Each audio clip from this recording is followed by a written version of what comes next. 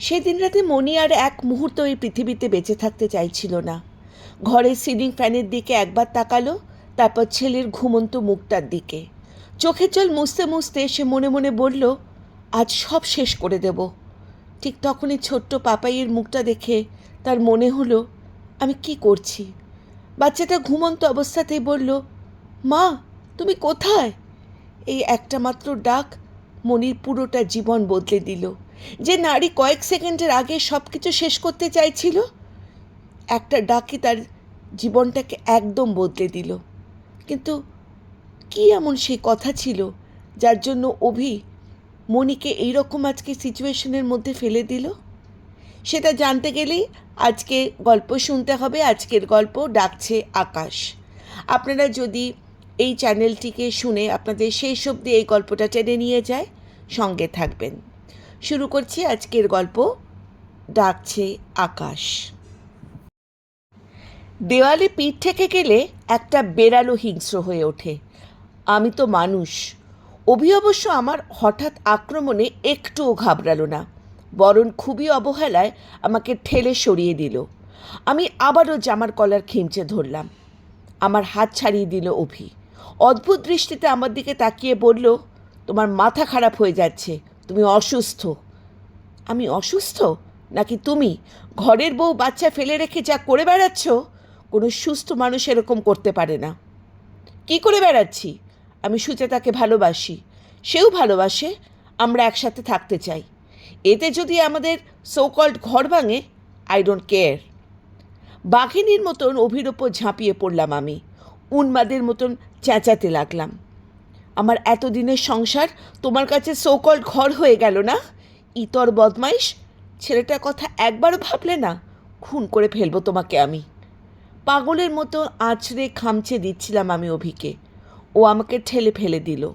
ঠান্ডা গলায় কেটে কেটে বলল, আর একবারও যদি গায়ে হাত দিয়েছ, দেখবে আমিও কি করতে পারি। এবারে আকুল হয়ে অভিকে জড়িয়ে ধরতে গেলাম।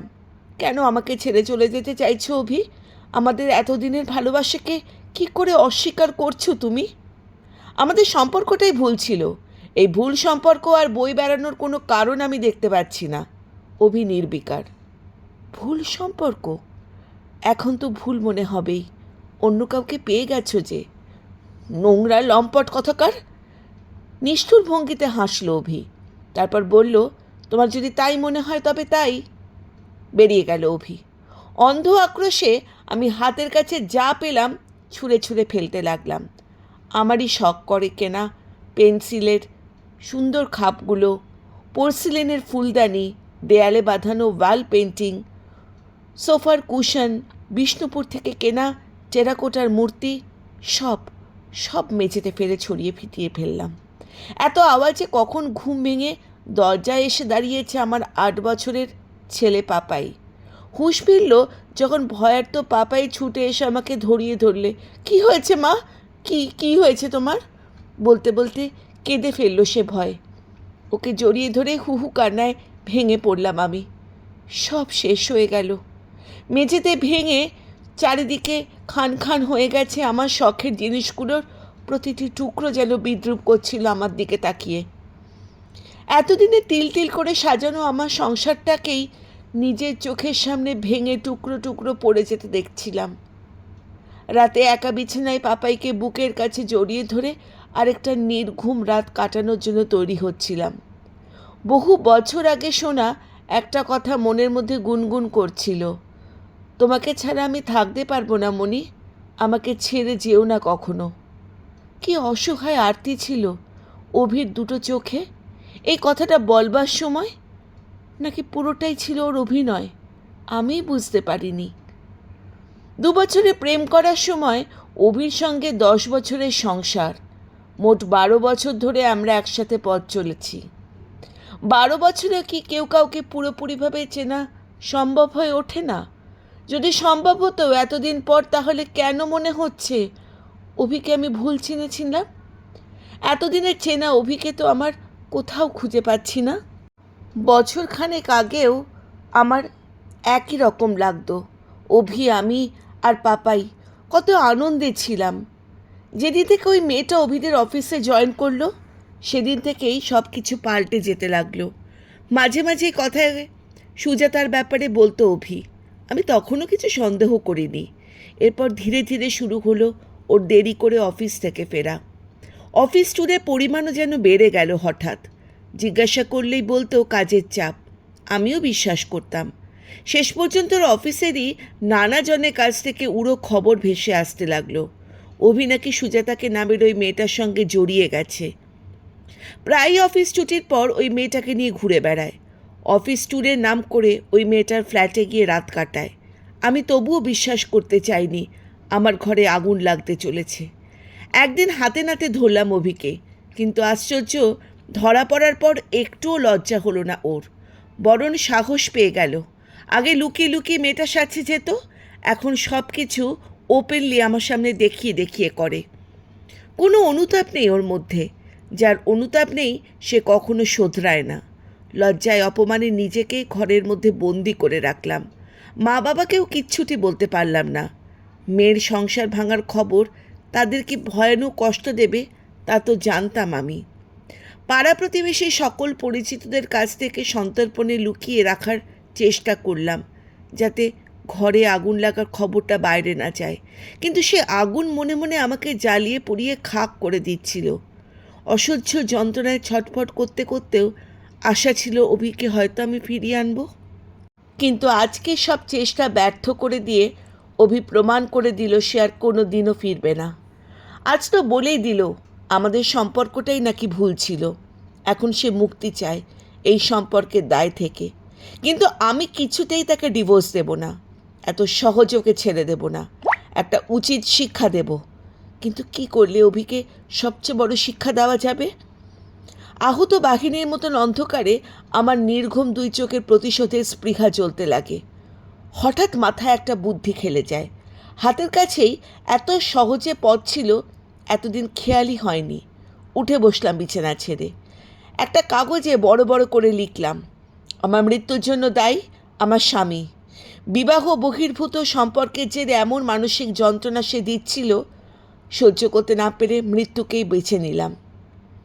কাগজটা ভাঁজ করে ড্রেসিং টেবিলের ড্রয়ারে রাখলাম। মনে মনে প্রার্থনা করলাম এই সুইসাইড নোটটা যেন পুলিশের হাতে পড়ে প্রথমে। মনে একটা অদ্ভুত বিজাতীয় আনন্দ হচ্ছে। এতদিন বাদে উচিত শিক্ষা পাবে অভি। প্রতিশোধের আনন্দে বুক নিয়ে ঘর থেকে বেরোলাম। ছাদে ওঠা সিঁড়ি দিয়ে উঠতে এলাম ওপরে। ন্যাড়া ছাদে দাঁড়িয়ে রাস্তার দিকে নিচে তাকিয়ে আমার আনন্দটা আরও বেড়ে গেল। এখান থেকে একবার লাফ মারতে পারলেই মাথাটা ছাতু হয়ে যাবে। তারপরেই মুক্তি, এই অসহ্য যন্ত্রণা থেকে মুক্তি। কিন্তু অভি মুক্তি পাবে না। সারা জীবন অপরাধের দায় তাকে বয়ে বেড়াতে হবে। ছাদের একেবারে কিনারায় গিয়ে দাঁড়ালাম। চোখ বন্ধ করে ঝাঁপ দেওয়ার প্রস্তুতি নিলাম। মা! চমকে ফিরে তাকালাম। পাপাই কখন উঠে এসেছে। কি করছো তুমি মা? ভয় করছে আমার। আমাকে একা রেখে এসেছো কেন? ও মা! পাপাই ভয়ের তো চোখে তাকিয়ে আছে। চমকে উঠলাম। শিরদাঁড়া দিয়ে যেন একটা ঠান্ডা স্রোত নেমে গেল। এ কী করতে যাচ্ছিলাম? অন্ধ আক্রোশে পাপাইকেই ভুলে গেছিলাম। মনেই ছিল না আমার কিছু হয়ে গেলে আমার পাপাইটার কি হবে। পাপাই ছাড়া আমি যে আর কেউ নেই ওর। ছুটে গিয়ে পাপাইকে কোলে তুলে নিলাম। আমার মরে যাওয়ার কারণের থেকে অনেক বেশি জোরালো আমার বেঁচে থাকার কারণ ওই পাপাই। সেটা আমি ভুলেই গিয়েছিলাম। পাপাই আমাকে বেঁচে থাকতেই হবে ওর জন্য। আজ থেকে পাপাইকে নিয়েই বাঁচব। তাড়াতাড়ি নিচে নিয়ে অভির উদ্দেশ্যে একটা চিঠি লিখলাম। চললাম পাপাইকে নিয়ে। তোমার যা দুর্দশা করব ভাবতেই পারছো না। তোমার বিরুদ্ধে কি মামলা সাজাবো দেখে নিও। ডিভোর্সের পর অ্যালিমনি হিসেবে কত টাকা চাইব এখন থেকেই ভাবছি। পাপাইয়ের ভবিষ্যৎ নিরাপত্তা নিয়ে কথা। এখন যা আনন্দ করার করে নাও। কি ভয়ঙ্কর ভবিষ্যৎ ঘনিয়ে আসছে তোমার আর সুজাতার জীবনে, তুমি ভাবতেও পারছো না। সব শান্তি আমি তোমাদের নষ্ট করে দেব। তোমাদের রাতের ঘুম কেড়ে নেব আমি।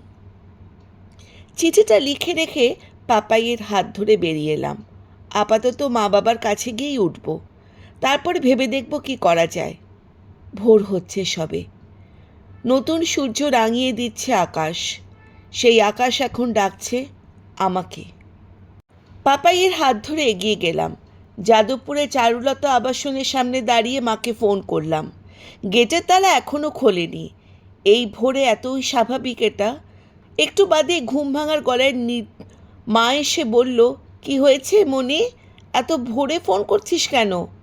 গেটটা খোলার ব্যবস্থা করো মা, আমি দাঁড়িয়ে আছি রাস্তায়। কথাটা বলতেই হাউমাউ করে উঠল মা। তুই এত সকালে এখানে কেন? কি হয়েছে?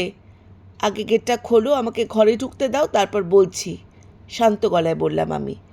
নিশ্চয়ই আশ্চর্য হচ্ছি, এত শান্ত হয়ে কথাটা বলছি কি করে। এতদিন অভিকে হারানোর যন্ত্রণায় এক মুহূর্তের জন্য শান্তিতে থাকতে পারিনি, কিন্তু আজ মনে কোনো যন্ত্রণা নেই। এর মানে অভির চলে যাওয়াটা আমি মেনে নিয়েছি, তবে ওর যাওয়ার পথটা এত সহজ হতে দেব না। অনেক যন্ত্রণা সহ্য করতে হবে ওকে। যতটা যন্ত্রণা ও আমাকে দিয়েছে তার অনেক দ্বিগুণ। আমি সব খুলে বলার পর গম্ভীর হয়ে গেছে বাবা। মা চিৎকার করেই যাচ্ছে, এটা তুই কি করলি? এভাবে অভিকে ছেড়ে গেলি তুই? পাপায়ের কি হবে একবারও ভেবে দেখেছিস? বাবা ধমকে দিল মাকে। চুপ করো, মনি যা করেছে একেবারে ঠিক কাজ করেছে। অনেক আগেই ওর এই কাজটা করা উচিত ছিল। এসব কি বলছো? মেয়েটা সংসার ভাঙলো বুঝতে পারছো না? কিসের সংসার? এভাবে অপমান সয়ে পড়ে থাকাকে সংসার বলে? এবার মা চুপ করে যায়। এই কথাটার জবাব নেই বোধহয় মায়ের কাছে। একটু চুপ করে থেকে মা আর্তস্বরে বলে, আমাদের মেয়েটার কি হবে? কি আবার হবে? অসুস্থ সম্পর্ক থেকে বেরিয়ে এসেছে, এবার ওর ভালোই হবে, বলল বাবা। আমি কৃতজ্ঞ দৃষ্টিতে বাবার দিকে তাকালাম। এই মুহূর্তে এই সাপোর্টটারই বড্ড দরকার ছিল।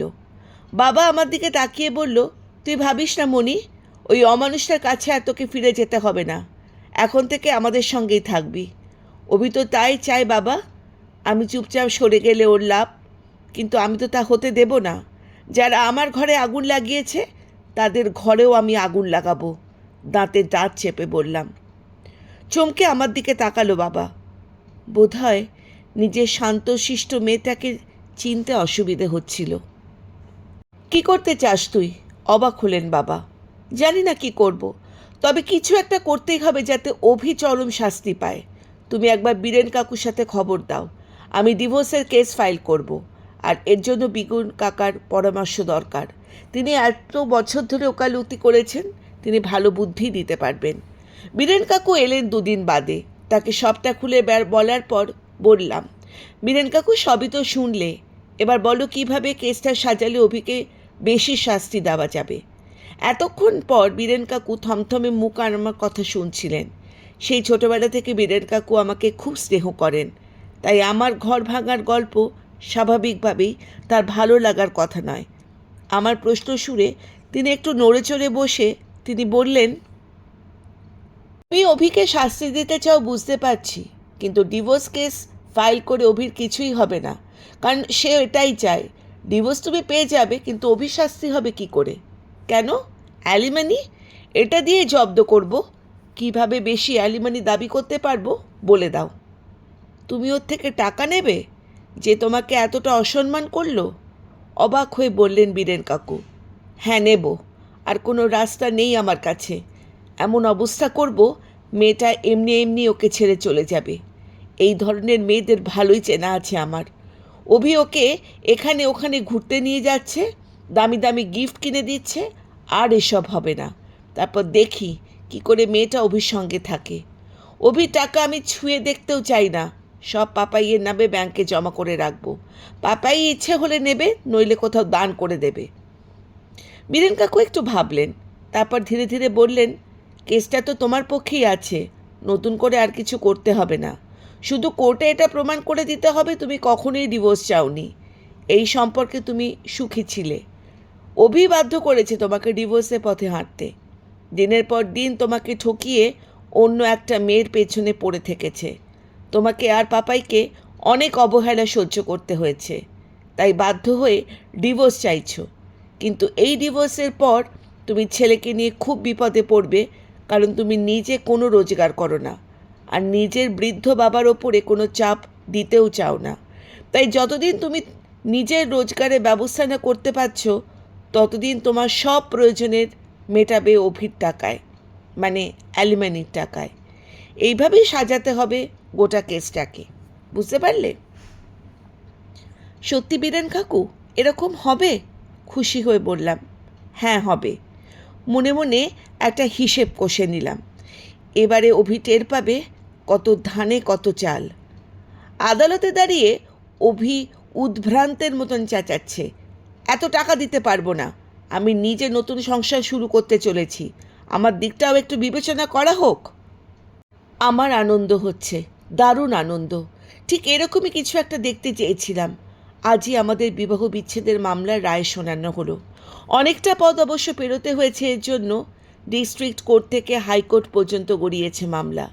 এই মাত্র রায় ঘোষণা হয়েছে আমার আর পাপাইয়ের খোরপোশ বাবদ প্রত্যেক মাসে 50,000 টাকা দিতে হবে অভিকে। তারপর থেকেই চিৎকার করে যাচ্ছে অভি। পাপাইয়ের কাস্টাডি চাইও নি, চাইবেও না জানতাম। অভির মুখের দিকে তাকিয়ে আমার মনে হচ্ছিল এতদিনে দগদগের গায়ে মলম পড়ছে। বড় শান্তি লাগছে, এক প্রতারককে উচিত শিক্ষা দিতে পেরেছি। আদালত থেকে বেরোচ্ছি, পথ আটকে দাঁড়ালো অভি।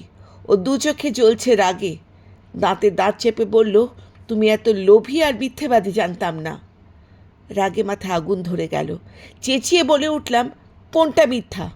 তুমি দিনের পর দিন আমাকে ঠকাওনি, আমার আর পাপাইয়ের কথা না ভেবে এক মদ মহিলার পেছনে দৌড়ে বেড়াওনি, আমাকে বিয়ে করে তোমার সংসার নিয়ে গিয়েছিলে, এখন তাড়াতে ইচ্ছে হয়েছে বলেই তাড়িয়ে আমাকে দেবে বলেছিলে।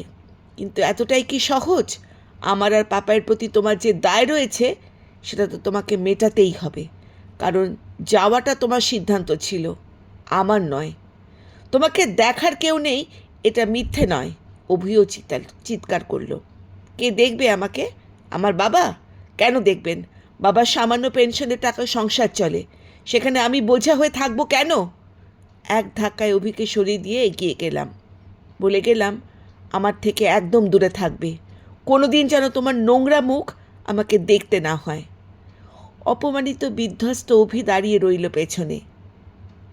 মাস 8 পর পাপাইয়ের জন্মদিন উপলক্ষে কেএফসিতে গেছি মা বাবাকে নিয়ে। আমি একটা ফ্যাশন ডিজাইনিংয়ের কোর্স শুরু করেছি, ঠিক করেছি নিজের পায়ে দাঁড়িয়ে যাব। ততদিন অভির কাছ থেকে পাওয়া অ্যালিমানির টাকাগুলো জমা থাকবে ব্যাংকে। পাপাই যদি নিতে না চায়, কোনো চ্যারিটিতে দিয়ে দিলেই হবে। খাবার অর্ডার করতে গিয়ে কাউন্টারে গিয়ে চমকে গেলাম। কোনার দিকের টেবিলে সুজাতা বসে আছে না, একটা ছেলের সঙ্গে খুব হেসে হেসে কথা বলছে। শুনেছিলাম অভিকের সঙ্গেও সম্পর্ক নাকি ভেঙে গেছে, সেটাই স্বাভাবিক ছিল, তাই অবাকও হইনি। অভিও চাহিদা পূরণ করতে পারছে না, অন্য অভিকে বেছে নিয়েছে। কত অভি তো আছে, ভেবেছিলাম মেয়েটার সামনে দাঁড়িয়ে একটু চমকে দেব, কিন্তু পরে সামলালাম নিজেকে। যে অতীত ফেলে এসেছি সেটাকে নিয়ে ঘাটাঘাটি করার আর ইচ্ছে নেই। কোথাকার কোন অভি, তাকে আর চিন্তা করতে চাই না। জীবনে তাকে একটা বড় ধাক্কা দিতে পেরেছি, এই আত্মতৃপ্তি আমার সব যন্ত্রণার মলম হয়ে থাকবে।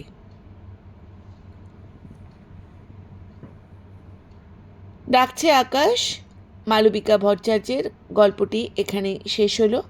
আপনাদের কেমন লাগলো নিশ্চয়ই আপনারা জানাবেন আর আপনাদের অমূল্য অভিমত দেবেন। ধন্যবাদ।